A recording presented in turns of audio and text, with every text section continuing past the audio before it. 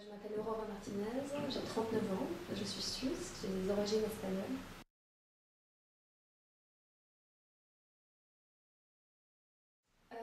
Alors je suis conseillère en gestion d'information. Mon titre a un nom un petit peu plus compliqué et pas très évocateur pour le commun des mortels. En anglais, c'est IMSNA NG, Support Officer, qui est difficile à traduire en français d'ailleurs, mais ce qu'il évoque, c'est une assistance technique, un logiciel de gestion d'information que le GICHD a développé, qui s'appelle IMSNA, NG, qui signifie par ses sigles en anglais nouvelle génération. Et donc mon travail consiste à assister la mise en place de ce logiciel dans les programmes d'action contre les mines, et de conseiller la gestion d'informations pour une mise en place optimale du logiciel.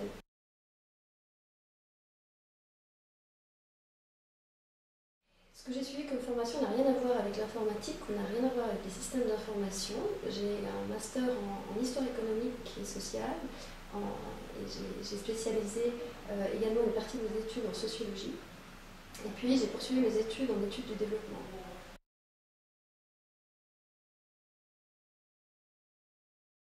Alors il est très varié.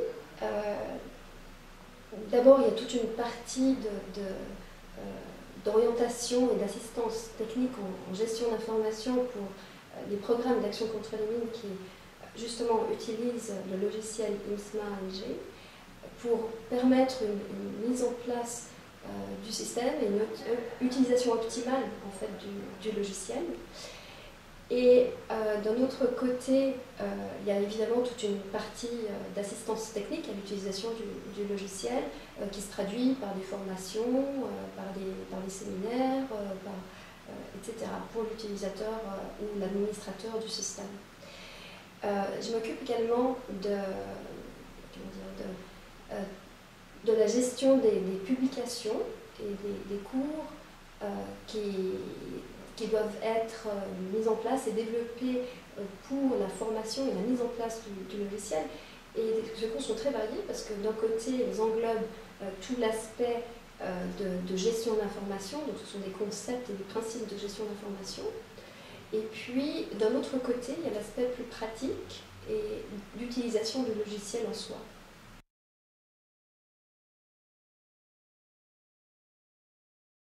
C'est un concours de circonstances. J'ai toujours été attirée par le domaine international. J'ai d'ailleurs toujours mon expérience de travail est essentiellement dans le domaine international. J'ai d'abord travaillé auprès de l'Organisation mondiale du commerce.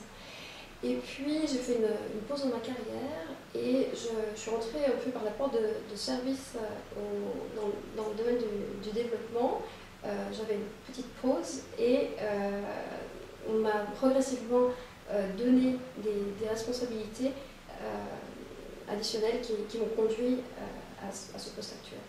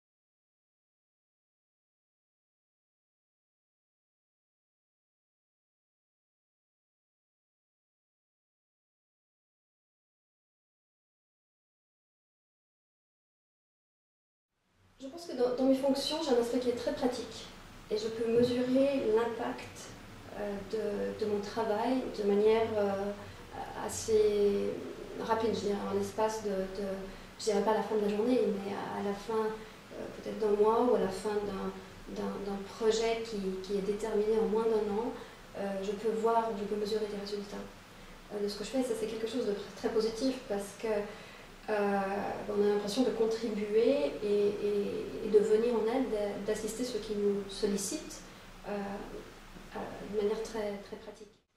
L'autre aspect, c'est qu'on est en contact, évidemment il faut aimer ça, mais on est en contact avec une grande diversité culturelle. Pour moi, c'est très enrichissant de voir la manière dont certaines personnes, dont d'autres cultures pensent, et comment elles interprètent, comment elles nous sollicitent, comment on leur vient en aide.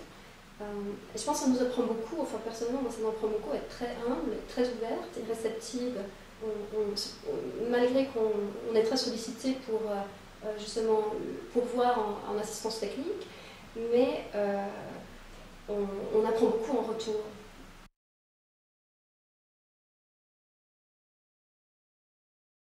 J'ai eu la chance, par exemple, d'habiter aux États-Unis pendant un temps, d'être à New York. Pour moi, c'était un peu une découverte de voir que le melting pot de cette ville et de ce pays. C'est là que je suis rentrée en contact beaucoup plus avec la communauté latino-américaine. C'était mes débuts à ce moment-là. Et c'est là que mon intérêt, ma passion, je dirais, pour l'Amérique latine s'est beaucoup affirmée. Et puis, l'Amérique latine, je crois que c'est un élément, un fil rouge vraiment conducteur tout au long de ma vie. J'ai toujours entendu l'espagnol enfant, donc l'apprentissage de l'espagnol m'a été facilité.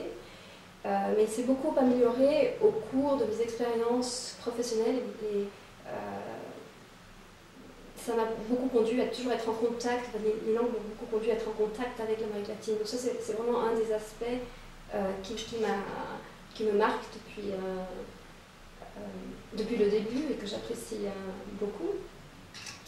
Mais chacune de mes expériences professionnelles m'a beaucoup apporté. Je pense, disons avec cette dernière opportunité de travail, ce qui me marque, disons, le plus, c'est peut-être l'impact plus direct que je peux avoir, que mon travail peut avoir sur ce que je suis sollicitée de faire.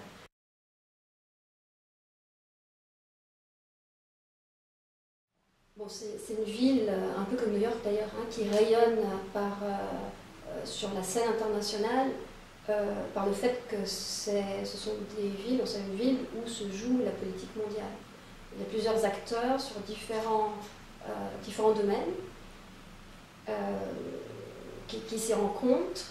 Ils ne sont pas forcément accordés et synchronisés sur la scène genevoise, mais il n'en demeure pas moins que c'est là où les acteurs mondiaux sur des intérêts d'ordre international se rencontrent et rayonnent au niveau international.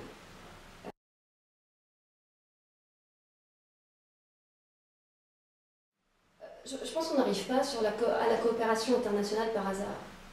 Je pense qu'il y a une motivation profonde, il y a des principes et des idéaux qui sont là et qui vont progressivement les guider sur la coopération internationale. C'est difficile de donner des conseils en tant que tel parce que la coopération internationale, ce n'est pas une science exacte.